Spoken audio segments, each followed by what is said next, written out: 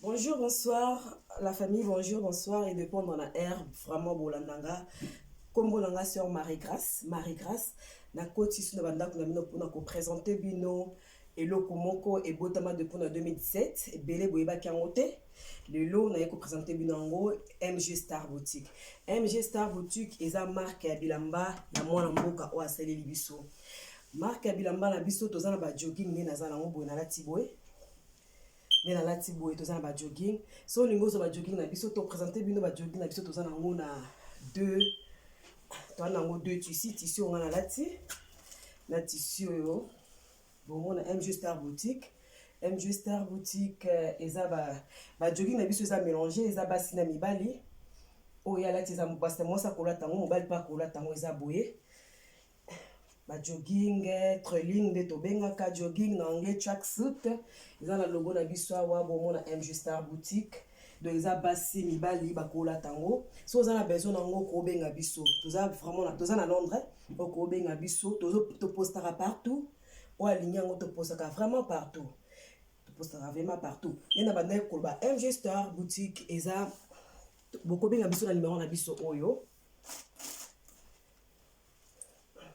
Bokobenga biso na numéro oyo 079 54 080 355.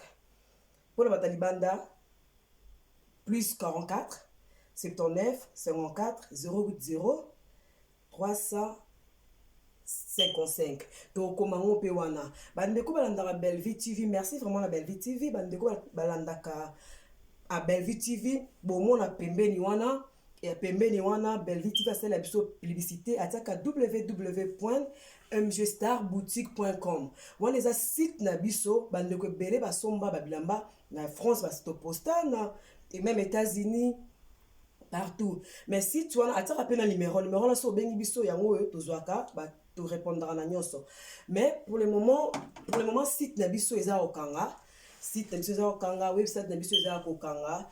Yango wana tozolinga tobongisela bino yango mwana moko abota misika mamba boye ba œuvre abondeza ba œuvre faut to soutenir. MG Star Boutique eza marque ya mwana mboka asali pona biso ya bilamba vision eza munene mais tozana besoin na bino na azana besoin na bino azana besoin na biso pour te soutenir ye faut que soutenir ba nouveau entrepreneur o bazana ba idée ya bien et o bazana ba idée ya bien o bazo bunda pona lelo lobelo ko se comme nene to longola chômage na mboka na biso Congo.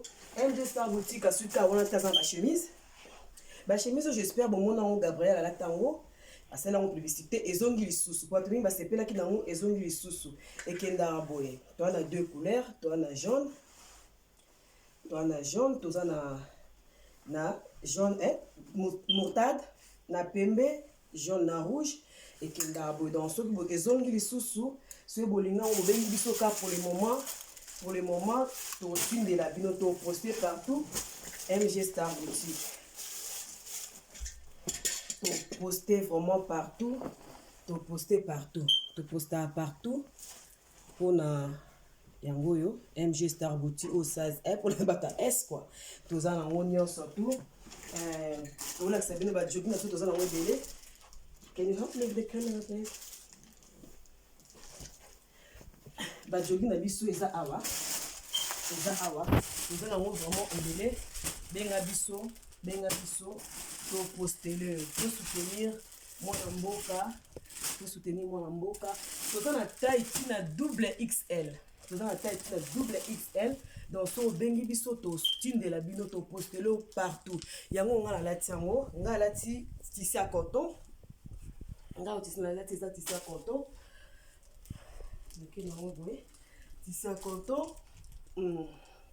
Tissu à coton oyo front na biso alataki eza tissu à coton eza tissu ezara enduka vraiment te ezara bien tissu oh j'espère mais tissu en tout cas na yebi yango te ce comme lonzani mais eza tissu moko boye donc boye bien ngo kaka yango oyo kende moi vraiment na caméra ba mona ngo yango oyo yango donc ce bolingi yango vraiment mobengi biso esa biso bien vraiment to poster bino ba bi ba congolais ba noir ba soutenir to se soutenir raté donc pour le moment on a dit que non na mangambo était biso to se soutenir tika vraiment nzambe apambola bino. Merci na bango nyonso bolandanga MG Star Boutique.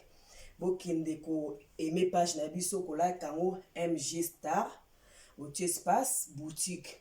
Page na biso ebima wana, numéro de téléphone na biso na Facebook, Facebook page na biso nyonso bozwana vidéo toko na YouTube, partager vraiment, bo partager massivement, bo contacter biso bientôt bo monango na ba télé pa ba te belé. Merci, bisous, que Dieu vous bénisse. Sœur Marie-Grâce.